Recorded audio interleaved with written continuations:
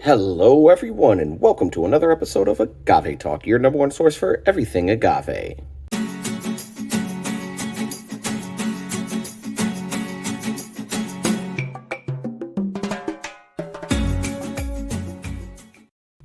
We appreciate you being here with us today. Today, I am so excited. If you follow on Instagram, thank you first and foremost, but you will also know that it is the month of Mezcal. Yes, I am showcasing Profile Takeover Mezcal Pluma Negra. Yes, the black pen. And I have the entire lineup, the entire offering.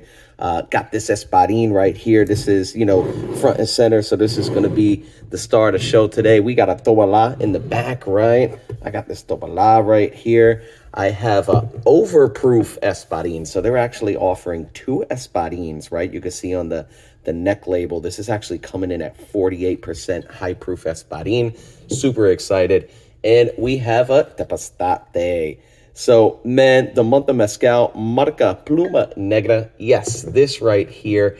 I'm so excited. The whole entire month. I got 4 weeks of this, but then I actually have a surprise. All right, I got a surprise. I'm ending. This is going 5 weeks, but there's only 4 bottles here, right? I'm actually ending with a brand new to the market Sotol. Super excited. You guys know I love Sotols.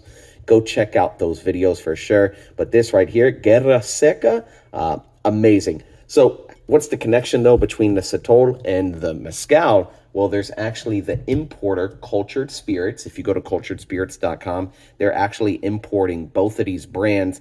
And just kind of a little behind-the-scenes stuff, right? If you're in the industry or not, especially if not, a lot of times you have to get your spirits from an importer, right? And this importer right here is importing both the Mezcal and the Sotol. Let me bring that back up, right? So they're importing both of these. And sometimes it's just, connections with the families. Somewhere, somehow, there's a connection, right? So I'm actually bringing you all of that. But again, today, the star is this right here, the Espadin with the silver label. So I'm going to get rid of all of these. Man, subscribe, right? Make sure you stick with us the next few Sundays, 5 Sundays to be exact, right? The next 5 Sundays are going to all be Mezcal. And I had somebody just comment recently like, hey, let's do some Mezcal videos, right? And I said, absolutely, let's do it. Ask and you shall receive. So I'm doing an entire month. There you go. So this is their Espadin Pluma Negra. You can see black pen, right? So it's kind of like that black quill on the back. Super dope branding. You can see it right through the bottle. Mezcal Artesanal. So I've gone over many times what that means in other videos. Go check those out. 40% alcohol, right? And this right here, again, you got Mezcal Artesanal Ancestral. This is a little bit higher quality than just some mass-produced kind of stuff. So right there, you can see Cultured Spirits. Go check them out, culturedspirits.com, right? And just some regulatory stuff on the back and OM. And right here, we have the production methods. Awesome. I was actually going to point everybody to mezcalplumanegra.com. Is it? Yeah, mezcalplumanegra.com. Very dope website. They actually got a lot of information on it. They're done very well. But this is, let me get that in. So, Maguey Espadin, Mezcal Artesanal, Joven, right? This is coming out of Oaxaca in San Juan del Rio.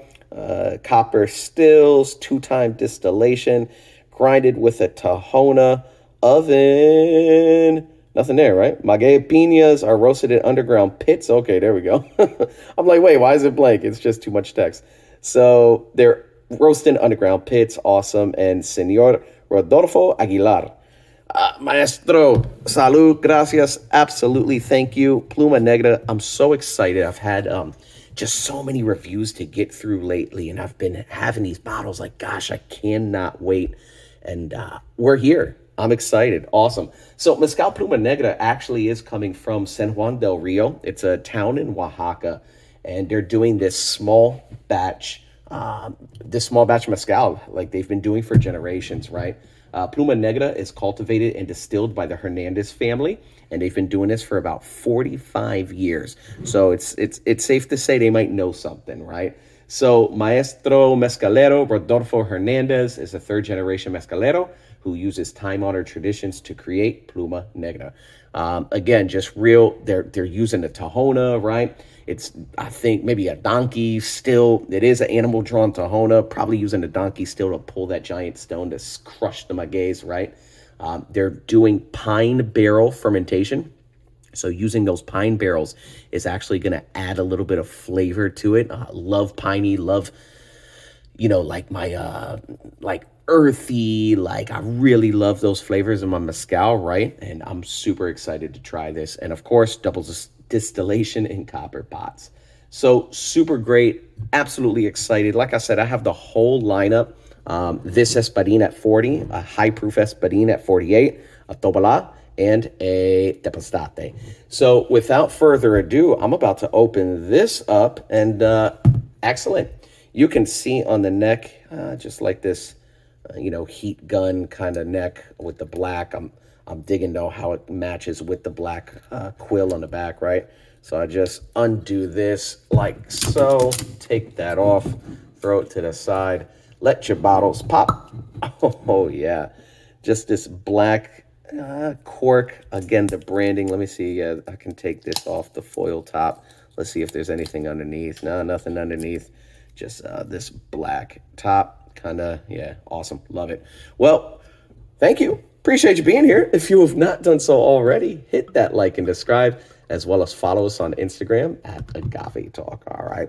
So the month of Mezcal, anytime I drink an agave spirit, I use my Rido glass. When you are drinking Mezcal, traditionally they drink it in a veladora or a jicara, right? The jicara is like that wooden, I don't have any here at the moment, but it's like that little wooden bowl. Veladora is just like this little glass, and of course you got that cross down at the bottom, right? But for me personally, even when I'm really doing a review, I use my Rido glasses just because I'm able to get a lot of those aromas on there, right? It really allows that agave spirit to shine. So it doesn't matter if it's just tequila, right? It is built as an agave spirit, so this is really going to let those flavors come through. And anybody worth their salt, they're doing a review, they're going to be doing it in a Rido glass. So you guys know from day one, that's the cup we use. But when I am just, sipping on mezcal at home, I do use my Veladora glasses. But hey, man, let's check it out. I'm excited. I'll be honest, like I could just smell it even as I poured it. This right here, oh, man, I'm excited. I'm very excited. So let's take a sniff. Oh, yeah. That's clean. That's just a very, very clean Espadin. Taking a look at the legs and tiers. Get that on camera right there. You can see it in the front and in the back. That's sticky. That's really not going anywhere. I got a little bit right there. But yeah, that is not going anywhere. That is pretty sticky. Oh, there we go. Okay. No, it's running. Okay. But look at the oils on that. You can't really see it too good on camera. But man, that's looking good. So this is coming from Oaxaca, of course. And yeah, just looking at the website, go check it out, mezcalplumanegra.com, right? You can smell that pine. They're fermenting in pine barrels with wild yeast. And gosh, that is just so fresh. It's definitely light. It's definitely light for sure. Definitely light. But it's fresh. It's clean. That's the very first thing I said when I put it to the nose. What a clean aroma, a fresh aroma for sure. They're saying like lime and pear and apple. You can definitely, not the lime, the pear for sure. I can get the pear and apple. Like a red or golden delicious. Lime, it's in there. You can, if I had a lime next to me for sure, but I think it's a bit more of a pear, and it's kind of sweet and fresh. Absolutely. Man, I'm very excited. So what I'm going to do is actually, when I do the Espadin, the 48%. That's going to be the next video. Not today, but I'm going to compare the two, right? So I'm doing the 40% today. Next Sunday, I'm going to release the 48%. I'm actually going to do a side-by-side comparison. Super excited for that, right? So putting that, though, back to the side, this right here, really, it's not super smoky either. And on the website, they just give like lime, pear, and apple, right? A little bit of almonds on the end. I can see that, but definitely some pepper. It's not overwhelming, not super smoky. It is minerally too. You get some mineral on there. You're getting some of that pine for sure, some of that wood, but it's not like a very smoky mezcal in the nose. No campfires going on, nothing like that, right? But it's definitely, it's got some of those, a little bit of earthy tone for sure, soil, but it is some fruits, more like citrusy and fruits for sure. And it's kind of fragrant, like even like hibiscus even. Wow. Like roses. That's interesting. Man, I love it. Hey, I can sit here and sniff this stuff all day. Cheers, salud. Thank you, Pluma Negra. Let's take a sip of this.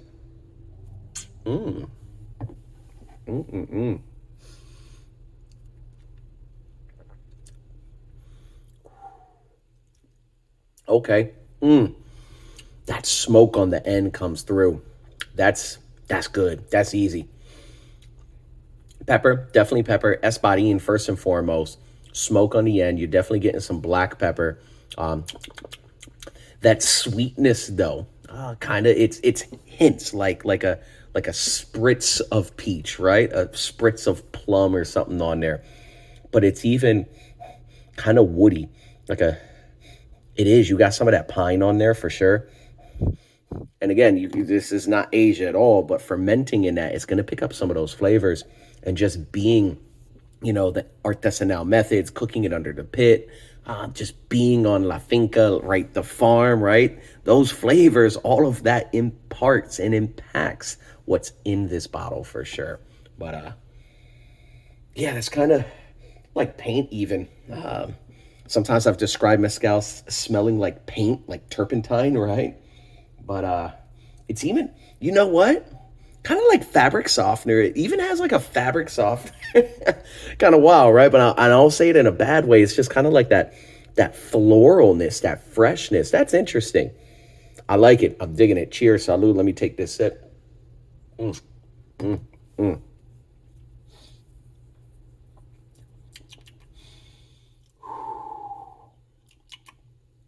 Yeah, it's clean. It goes down easy. That pepper, there's no ethanol on this whatsoever. Definitely peppery, but it's even like a little watery on the end. I'll be honest, like the flavor went away as I'm talking. Like it's there, some of that almond, right? But some of the smoke is lingering. But overall, it's kind of light. It's not like a huge, like thick, filled, compacted, concentrated. That's the word I'm looking for. Full of flavor, right?